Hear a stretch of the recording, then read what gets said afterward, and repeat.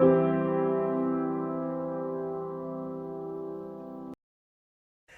and welcome to my channel, Thriving, Not Just Surviving. I am your host, Charlie Henry.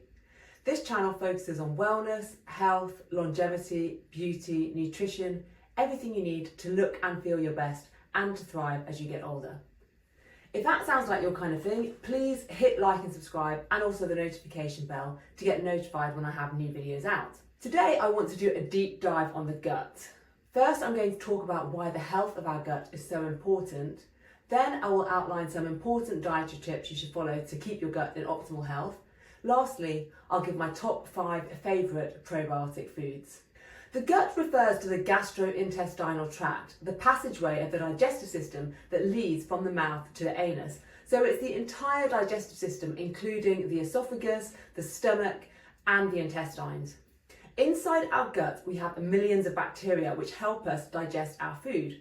The type and variety of bacteria which we have living in our gut determines how we feel, how healthy our immune system will be, our mood. It can even play a role in how quickly we age. The gut has become a bit of a buzzword in health and wellness circles. Scientists are starting to realise just how important this part of the body is, and not just to how we feel physically, but also to how we feel mentally. In fact, 90% of the body's serotonin is manufactured in the gut. Serotonin is a neurochemical which is known for making us feel happier, but it actually does a lot more than that. It plays a role in sleep, digestion, nausea, wound healing, bone health, blood clotting, and even sexual desire. So it's a really important neurochemical. The gut manufactures other neurotransmitters too. Dopamine, which makes us feel high levels of pleasure, satisfaction and motivation. Norepinephrine, which is a natural stimulant, and enkephalins, which are the body's natural painkillers. There's also a good reason to call the gut the second brain, as it contains a nervous system, its own complex nervous system, the enteric nervous system, or ENS, which communicates with the brain, affecting thoughts and emotions in much the same way as the brain does. This is why you often feel things in your gut, and why phrases such as "I went with my gut" or "I got butterflies in my tummies" are part of our language. Living inside our gut, we have colonies of beneficial bacteria, and then we have colonies of harmful bacteria. The harmful bacteria can give us an upset tummy, can give us constipation, bad skin, a grumpy mood, bad breath, even sleep disturbances. So we want to be eating foods which encourage the good bacteria and starve the bad bacteria. The good bacteria likes healthy food, fruit, vegetables, foods that are high in fibre and nutrients. The bad bacteria likes unhealthy foods, sugar, beige coloured foods that are high in starch and fat and low in fibre. Now, the really interesting part is that the bacteria in our gut will actually encourage us to eat foods which make them thrive. So if we have lots of bad bacteria, we will start craving more unhealthy foods, the sugary, fatty, beige coloured foods. If we have a colony of good bacteria, conversely, we will be driven to eat healthier foods, foods that are fruits and vegetables, foods that are high in colour with a vibrant array of colours and nutrients. We can also kill our gut bacteria by eating foods that are high in preservatives and emulsifiers. If this happens, we're in real trouble, as our body will struggle to digest any food at all. Gut inflammation can also occur if our gut bacteria is starved of nutrients. If, for example, our diet is extremely poor and high in processed foods, then our gut bacteria will start to eat the lining of our stomach to survive, which causes inflammation and IBS-type symptoms, things like a runny tummy, flatulence, all those kinds of unpleasant symptoms. People who still live in more traditional rural societies tend to have far healthier, more diverse gut bacteria colonies than those of us living in the modernised world. This is because they eat diets that are natural, unprocessed and more diverse. Just to give you an example, a typical modern diet may feature a measly 4 carbohydrates: wheat, which includes bread and pasta, rice, potatoes and corn. In contrast, a modern rural African diet may contain wheat, barley, sweet potatoes, yams, sorghum, corn, potatoes, millet, to name just a few. One article I read listed around 40 carbohydrates which pre-industrialised people used to eat regularly in Europe. And it's the same with our vegetables too. Plenty of people in modern times stick to only cabbage, carrot, sweet corn, peas, maybe broccoli, and then a salad which contains just lettuce, cucumber and tomatoes. That's only 8 different vegetables, 6 if you count tomatoes and cucumber as fruits. Traditional societies have a much larger variety of vegetables, and also they tend to eat seasonally, which means they are getting the nutrients they need at the right time of year. So what can we in the West do to help improve the diversity of our gut bacteria? Most importantly, we need to cut down on ultra-processed foods. These foods are high in preservatives and emulsifiers. Emulsifiers are chemicals which lengthen the shelf life of food by inhibiting the growth of bacteria. So these chemicals obviously annihilate our gut bacteria. I mean, that's what they're designed to do. They're literally designed to kill bacteria, but they also kill the good bacteria as well.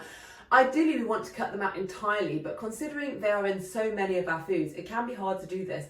So a next best option is to limit our consumption of ultra-processed foods to no more than 2 servings per day. So how do we know if it's an ultra-processed food? Things which look nothing like anything in nature are an obvious start. Things like hot dogs, Twinkies, that kind of thing. But there are also less obvious foods like packaged bread, packaged biscuits, hot chocolate, meal replacement bars. Basically, anything with a long shelf life, you should turn the package around, look on the back of the packet at the list of ingredients and check if there are preservatives or emulsifiers listed. We should also cut down on sugar and alcohol because both of these are inflammatory to the gut and they encourage the growth of bad bacteria. Second thing we can do to improve our gut bacteria is to feed our gut with healthy food. Eat a large variety of vegetables and fruits, but also increase the diversity of the carbohydrates you eat and make sure these carbohydrates are whole carbohydrates which are higher in fibre. So things like quinoa, millet, sweet potatoes, yams, turnips, parsnips, barley, oats, wheat germ, brown rice, wild rice. You can really think outside the box. You can also experiment with different types of flour, not just sticking to wheat all the time. I recently got into teff flour, which is higher in protein and fibre, low GI, and can be used as a substitute for regular flour in many recipes. The third piece to add for optimal gut health is eating a regular probiotic, preferably daily or at the very least every few days. And this is where I want to list my top probiotics. Starting with my top favourite ultimate probiotic, kefir. What makes kefir so powerful is the amount of bacteria. It contains up to 61 different strains of positive bacteria, so that's more powerful than any other probiotic known on the planet. Many of these bacteria strains are ancient and powerful. Because they're so powerful, they have the ability to outcompete bad bacteria, essentially causing it to starve. It even improves dental health because it kills the bad bacteria in your mouth. However, you should still brush your teeth. Kefir also has all the health benefits of milk, including calcium, vitamin D and protein. It's worth noting that if you find a kefir in your local health store, that has normally been pasteurised and therefore it's useless because pasteurisation kills all of the bacteria. So it has to be live kefir. This is why it's really best to cultivate your own, which is actually dead easy. I make my own kefir using goat's milk and I did a video on it, which I'll link to below. Second on my list is sauerkraut. Sauerkraut is a fermented German food made from cabbage.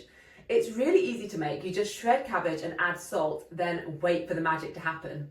Comment below if you'd like me to do a video on making sauerkraut. It contains all the same health benefits as cabbage, but it also has 28 strains of bacteria for your gut. Next up is natto. It's a Japanese superfood made from fermented soybeans.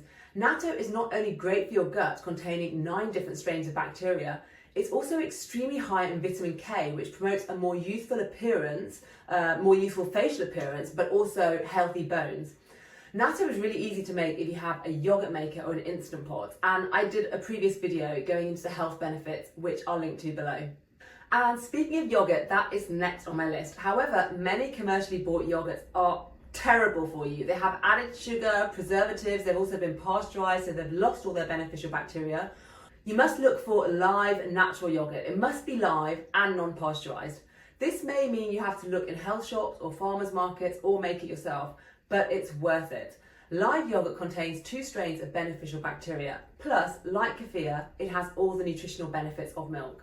Number 5 and last on my list is bone broth. Now this is an interesting one as it's not strictly speaking a probiotic, but it has a very soothing effect on the gut. So if you have inflammation from having eaten a poor diet, especially if you've been drinking a lot of alcohol or perhaps eating a bit too much sugar, then bone broth is great for soothing your gut down. It also encourages the growth of beneficial bacteria. So bone broth that's made from beef bones is best for soothing the gut, but bone broth which is made from chicken bones is best for skin elasticity and boosting the immune system. So what I do is make my own by mixing the two sorts of bones, chicken and beef, together. I go to my butcher's and get a few pounds of beef bones and chicken bones, then I slow pressure cook it for several hours in my Instant Pot.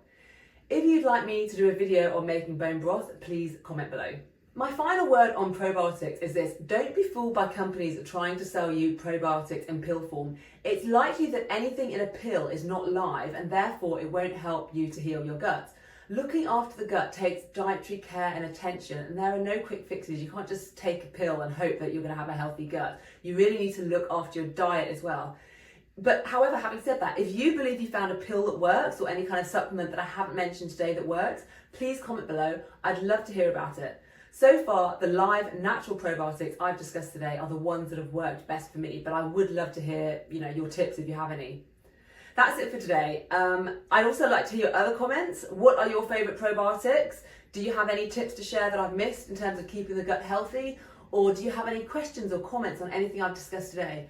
I love hearing from you and I always respond, especially to early commenters. Thank you so much for watching and I'll see you next time. Bye.